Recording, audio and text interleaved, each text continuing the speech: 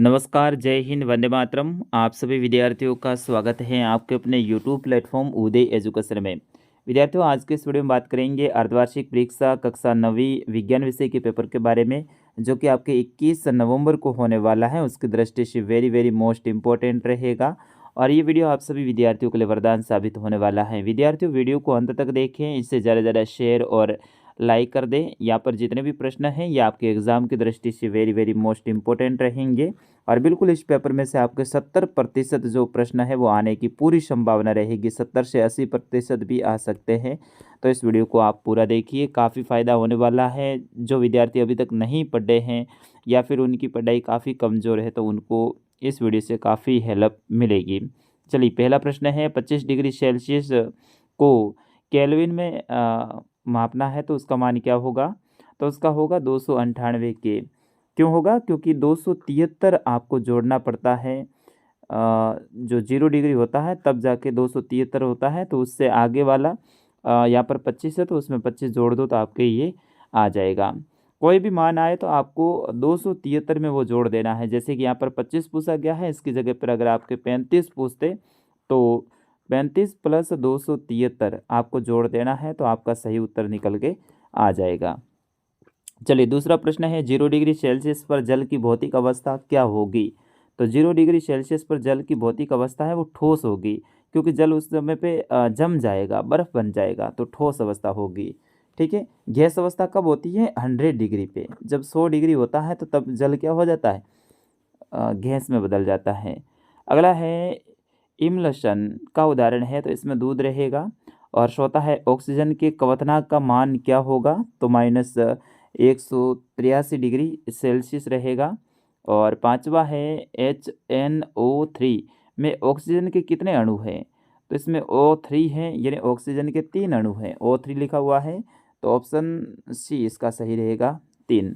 अगला है बहु परमाणुक सल्फेट आयन का संकेत है। आपको बताना है बहु परमाणुक सल्फेट का आयन का संकेत है। तो SO4 की घात है वो -2, ये आपका रहेगा। चलिए, नवा प्रश्न है सोडियम का सही इलेक्ट्रॉनिक विन्यास कौन सा है? तो 2, 8 और 1, ऑप्शन बी रहेगा इसका सही आंसर। 8वां प्रश्न है कैल्शियम का परमाणु क्रमांक क्या है? तो कैल्शियम का परमाणु क्रमांक है वो 20 रहेगा। इसको अपन लिखते हैं तो Ca20 लिखते हैं, तो इस तरह से ये 20 रहेगा। ऑप्शन डी इसका सही आंसर। अगला है कोशिका का बिजली ग्रह किसे कहते हैं? ये तो विद्यार्थियों हर बार आपके पूछा जाता है। तो माइटोकॉन्ड्रिया है, इसे क्या कहते हैं? कोशिका का बिजली ग्रह या फिर बिजली घर कहते हैं। 10वां प्रश्न है डीएनए का क्रियात्मक खंड को कहते हैं। तो डीएनए के क्रियात्मक खंड को क्या कहते हैं? जीन कहते हैं। और ये सबसे छोटी इकाई होती है, तो जीन। ऑप्शन सी रहेगा इसका सही आंसर। व्याख्या भी मैंने यहाँ पर लिख रखी है, उत्तर भी। ये प्रत्येक प्रश्न का जीवधारियों में कोशिका विभाजन हेतु नई कोशिकाएं बनती है। यहाँ पर कोशिका विभाजन रहेगा रिक्त स्थान में। अमीबा एक कोशिकीय जीव है। यहाँ पर प्रश्न ये आ सकता है कि एक कोशिकीय जीव कौन सा है? तो आपको ध्यान रखना है अमीबा है। ठीक है, प्रश्न घुमा फिरा के आ सकता है इसमें। 13वां प्रश्न है पौधों में चालनी नालिका पाई जाती है। और 14वां है रक्त एक प्रकार का संयोजी ऊतक है। तो यहाँ पर प्रश्न आ सकता है एक प्रकार का संयोजी ऊतक कौन है? तो आपको ध्यान रखना है रक्त। रक्त क्या है? एक प्रकार का संयोजी ऊतक है। अगला है स्थिति में परिवर्तन एक विस्थापन है। कोई भी स्थिति में परिवर्तन होता है तो वो क्या होता है? विस्थापन होता है, तो विस्थापन इसमें लिखना है। और 16वां है कि किसी वस्तु का त्वरण प्रति इकाई समय में उनके वेग में होने वाला परिवर्तन होता है।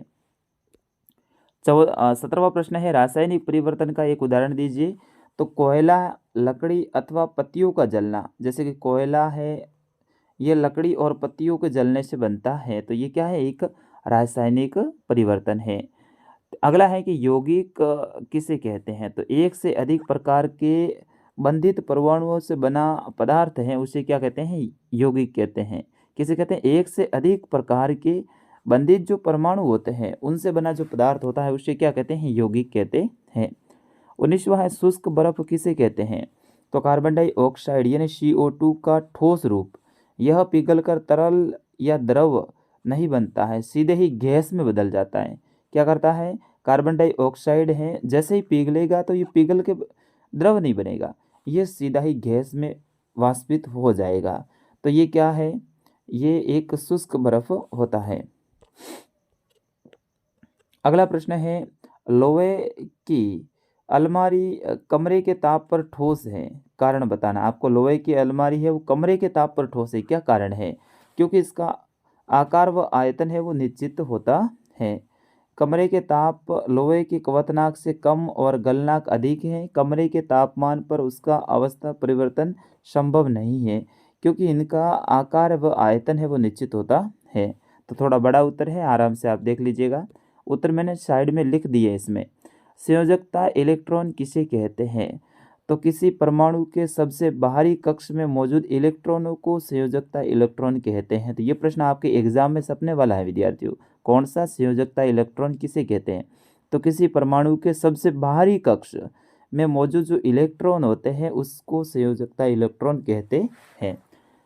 22वां प्रश्न है, समपरासरी विलयन किसे कहते हैं? तो जिन विलयनों का परासरण दाब समान होता है उन्हें कहते हैं। अगला है, वेग किसे कहते हैं? वेग एक सदिश राशि है, एक निश्चित दिशा में चाल को वेग कहते हैं।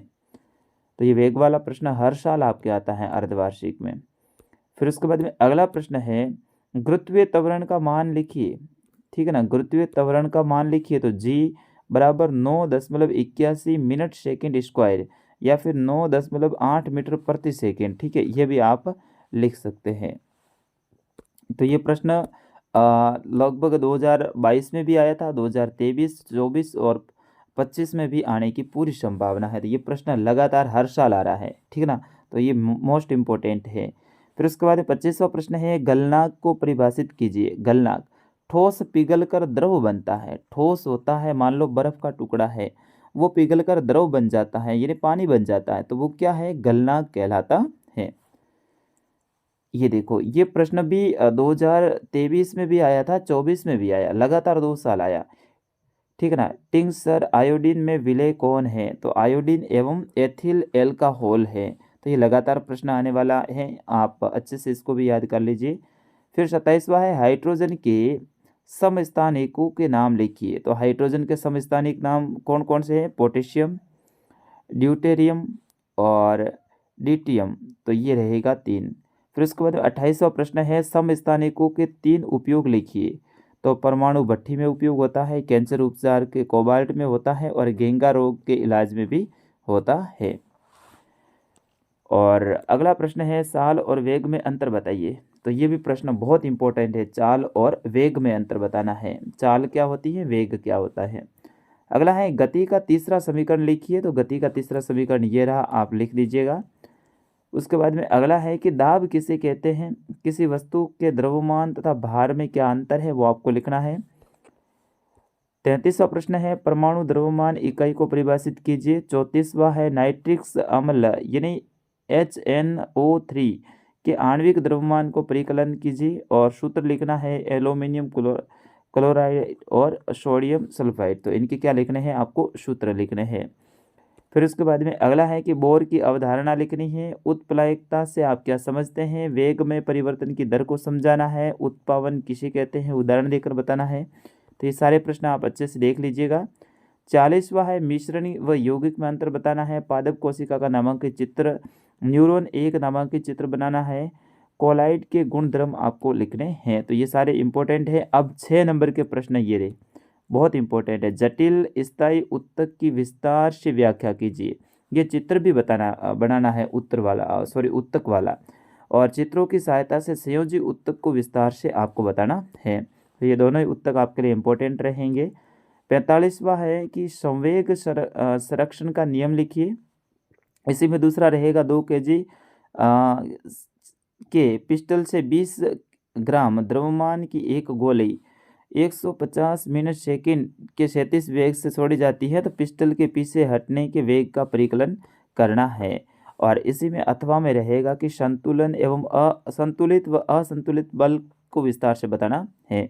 और सेकंड रहेगा कि हम एक लकड़ी के बक्से को 200 एन बल लगाकर उसे नियत वेग से फर्श पर धकेलते हैं तो बक्से पर लगने वाला घर्षण बल क्या है वो आपको लिखना है। तो विद्यार्थियों ये आपके साइंस का पेपर पूरा मैंने आपको बताया है, काफ़ी प्रश्नों के उत्तर भी बताए हैं। यहाँ पर जो भी प्रश्न बताए हैं उनको आप हल्के में मत लेना, काफ़ी प्रश्न बार बार रिपीट होते हैं। कई सारे विद्यार्थी बोलेंगे कि सर ये तो पुराना पेपर है, ये है वो है, लेकिन ज़्यादातर प्रश्न है वो रिपीट होते हैं विद्यार्थियों।